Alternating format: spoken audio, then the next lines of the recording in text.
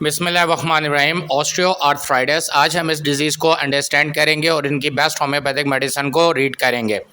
What is osteo arthritis? It is the most common type of arthritis. या arthritis की सबसे common type है। Arthritis होता है कि जोड़ों का दर्द, जोड़ों की सूजन, इन तमाम चीज़ों को हम आर्थराइटिस कहते हैं। अब ये करता है क्या है? It can damage any joints in your hands, knees, हिप्स and spine. यानी ये आपके हाथ, घुटनों, कूल्हे और कमर की हड्डी के जो जॉइंट्स हैं उनको डैमेज करता है। तो आसान लफ्ज़ों में कि हड्डी के जॉइंट्स को डैमेज करने की जो बीमारी है वो आर्थराइटिस है, और ख़ास तौर पे हड्डी के टिश्यूज़ को जो डैमेज करता है वो ऑस्टियो आर्थराइटिस के नाम से जानी जाती है। It can be cured bye best homeopathic medicine and maintain healthy wait and healthy diet plan. हम इस बीमारी को ख़त्म कर सकते हैं बेस्ट होम्योपैथिक मेडिसिन से, जो इस वीडियो के आखिर में आपको बताई जाएंगी, और अपने वज़न को मुनासिब तरीके से बैलेंस करते हुए और अपने डाइट को प्रॉपर तरीके से बनाते हुए हम इस बीमारी से निकल सकते हैं। अब इसकी सिम्टम्स क्या होती हैं? It symptoms gradually increase and become very worse with passage time. इसके सिम्टम जो है वो आहिस्ता आहिस्ता पैदा होती है, यानी हल्का हल्का जोड़ों में दर्द शुरू होता है, हल्की सूजन आना शुरू होती है, हल्की सुर्खी यानी कि रेडनेस आना शुरू होती है, और फिर ये बढ़ती चली जाती है, और फिर वक्त के साथ साथ ये शदीद तकलीफ़देह अमल में तब्दील हो जाती है। ये इसकी ख़ास अलामात हैं। नंबर 1, पेन यानी कि दर्द होना। Movement of joints are very painful, यानी कि जोड़ों को हरकत देना बहुत ज़्यादा पेनफुल हो जाता है, यानी उसमें तकलीफ़ होती है उन्हें हरकत देने में। ख़ास तौर पे कौन से हिस्से, यानी कि हाथ के, घुटनों के, कूल्हे के और कमर की हड्डियों को जब हम हरकत देते हैं तो बहुत ज़्यादा उसमें दर्द महसूस होता है। इसकी दूसरी सिम्टम है स्टिफनेस यानी अकड़ाहट, यानी अकड़ जाते हैं joints. Stiffness of joints are very much noticeable and painful, यानी कि अकड़न जो है पट्टों की नहीं बल्कि जोड़ों की, कि उन्हें जब हम मूव करते हैं तो ऐसा महसूस होता है कि जोड़ अपनी जगह पे अकड़ गया है। अगर हम हाथ सीधा करते हैं तो वो सीधा होने पे अकड़ जाता है, जब दोबारा से उसे हम मोड़ना चाहते हैं तो बहुत ज़्यादा तकलीफ़ होती है। तो ऑस्टियो आर्थराइटिस की जो दूसरी सिम्टम है दर्द के साथ वो है अकड़ाहट, यानी कि जोड़ अकड़ जाते हैं। तीसरे नंबर है टेंडरनेस। टेंडरनेस क्या होता है कि joints can not bear any little pressure और वेट अपॉन देम, यानी कि इतने ज़्यादा नाजुक हो जाते हैं जोड़ के हल्का सा वज़न भी वो बर्दाश्त नहीं कर सकते और वज़न बर्दाश्त नहीं कर सकते।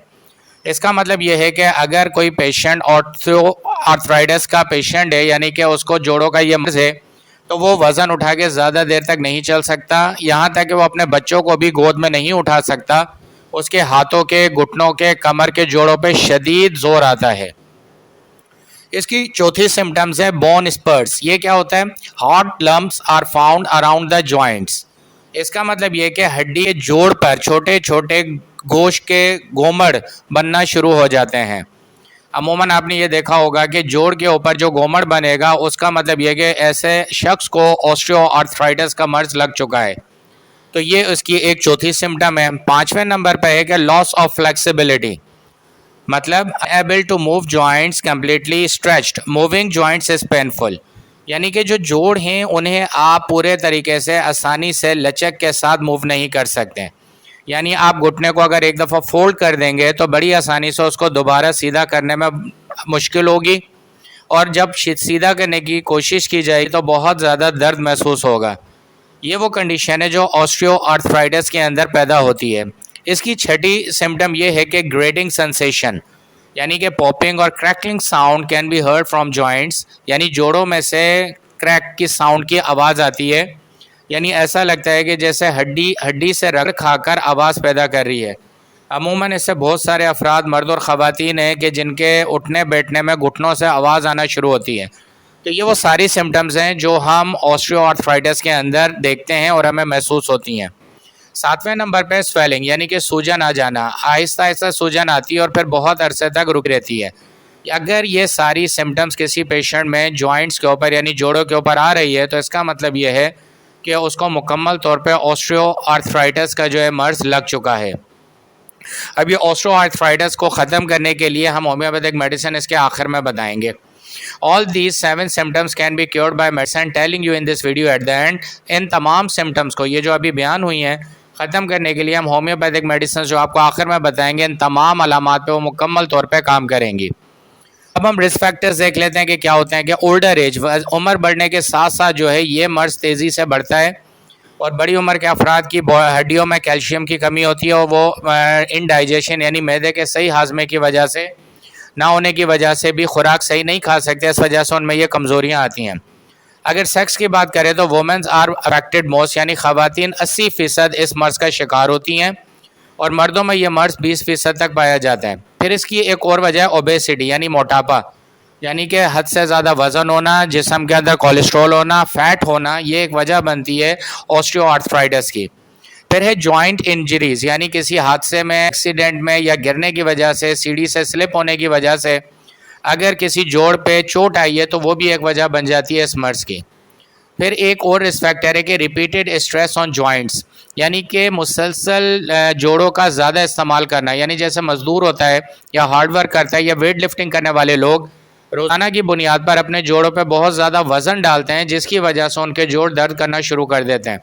तो यहाँ ये बात समझ आती है कि एक्सरसाइज को भी गैप दे के करना चाहिए और जो आम फिज़िकल लोग हैं उन्हें बहुत ज़्यादा हेवी वेट के साथ एक्सरसाइज नहीं करना चाहिए, क्योंकि एक वक्त पर आकर और उन्हें ऑस्टियोआर्थराइटिस का शिकार वो हो सकते हैं। और इन फैक्टर है जेनेटिक्स, मतलब ये एक नस्ल से दूसरी नस्ल में दर्द और तकलीफ मुंतकिल होती है। अगर आपके ख़ानदान में ये मर्ज़ मौजूद है तो ये कभी इम्कान है, बड़ा इम्कान है कि वो आने वाली नस्ल में मुंतकिल हो जाएगा। Exercise can protect you from osteoarthritis completely. Listen, exercise is life, यानी कि इस मर्ज़ से आप निकलना चाहते हो तो हल्की पुल्की आपने कसरत और वर्जिश करनी है और यही आपकी ज़िंदगी है।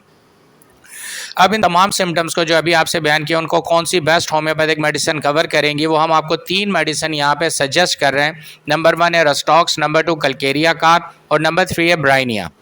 इन तीनों दवाइयों को आपने 200 पावर पोटेंसी में इस्तेमाल करना है और इस्तेमाल करने का तरीका ये है कि 10 कतरे एक घूंट उबले हुए पानी में डालकर आप इस्तेमाल करें। 1 नंबर दवाई को आप सुबह ले लें, 2 नंबर को दोपहर में और 3 नंबर को शाम में इस्तेमाल करें।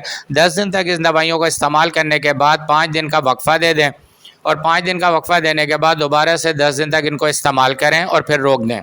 तो इन तमाम शिकायत में जो ऊपर हमने बयान किया अलामात आपको मुकम्मल तौर पर रिलीफ मिलेगा। एक ख़ास बात जो यहाँ समझने की है वो ये है कि अगर आपका केस क्रॉनिक बन चुका है तो इन पोटेंसी से फ़र्क नहीं होगा, यानी कि 200 पावर आप पर काम नहीं करेगी अगर आपका ये ऑस्टियोआर्थराइटिस का मर्ज़ पुराना हो गया है। इस सूरत हाल में आप डॉक्टर से उनके व्हाट्सएप नंबर पर रब्ता करें और मुकम्मल कोर्स हासिल करें ज़्यादा पोटेंसी की मेडिसिन के ज़रिए, यानी कि पुराने मर्ज़ को 200 से नहीं बल्कि इससे ज़्यादा की पावर से सही किया जाएगा। अगर आपके साथ ये मसला है तो फिर आप रब्ता कर सकें। इस चैनल को सब्सक्राइब करें क्योंकि इस चैनल पर मुकम्मल मालूमात दी जाती है मुकम्मल होम्योपैथिक मेडिसिन के साथ। और इस चैनल को अपने दोस्तों के साथ भी सब्सक्राइब करें, उनको भी शेयर करें। Thank you very much for watching this video.